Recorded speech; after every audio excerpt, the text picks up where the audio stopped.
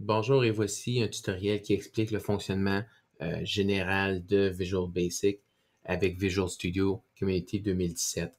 Comme le cours a été fait avec une version précédente, il se peut que les images dans le cours ne correspondent pas exactement avec la version que vous avez. Cependant, les fonctionnalités sont sensiblement les mêmes. C'est juste une question de l'apparence, la couleur des boutons et ainsi de suite. Donc, une fois que Visual Studio est démarré, tu peux créer un nouveau projet dans Fichier, Nouveau et ensuite Projet. C'est important de sélectionner la section Visual Basic et à l'intérieur, sélectionner Application Windows Form.net. Tu veux également sélectionner un emplacement, donc choisir à quel endroit tu veux enregistrer ton programme et également donner un nom significatif à ton projet. Donc, projet dans ce cas-ci, ou du moins un nom qui correspond au programme que tu fais présentement. Par la suite, tu vas avoir une fenêtre dans laquelle tu as plusieurs encadrés. La fenêtre Form, c'est la fenêtre dans laquelle se trouve ton programme, l'apparence visuelle de ton programme.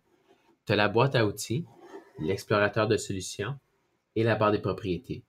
S'il te manque une de ces fenêtres-ci, tu peux les retrouver dans Affichage. Donc, la boîte à outils, tu vas la retrouver à cet endroit ici. Tu vas retrouver également l'explorateur de solutions et finalement la fenêtre des propriétés juste en bas. Donc, par exemple, si on va faire un programme simple, on peut insérer un bouton. Tu peux également avoir des labels. Et il fait juste remarquer des fois, à un moment donné, c'est juste la question de l'apparence. Des fois, ça se pourrait que ta fenêtre apparaisse de cette façon-là.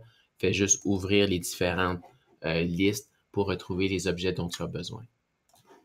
Pour insérer du code, tu peux, en fait, je vais commencer en fait par les propriétés, excusez-moi. Donc, sur ta forme, tu peux modifier certaines propriétés.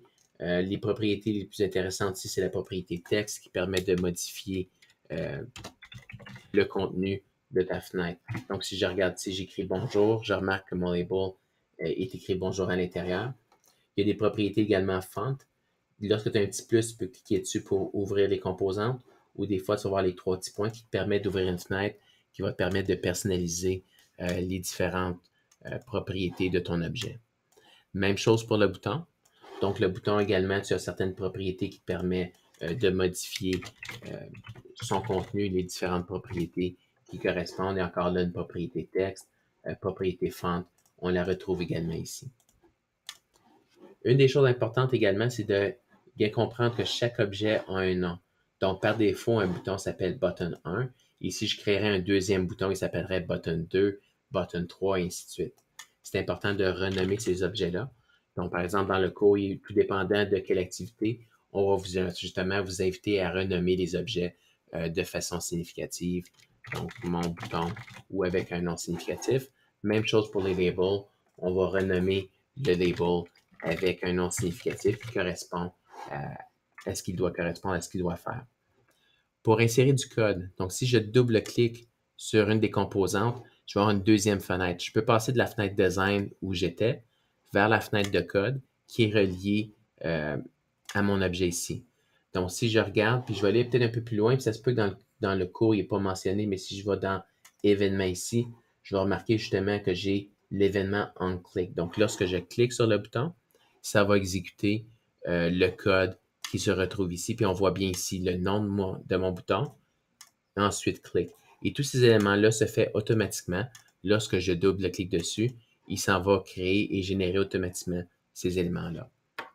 À partir de là, vous allez voir dans l'intérieur du cours certains codes qu'on peut utiliser.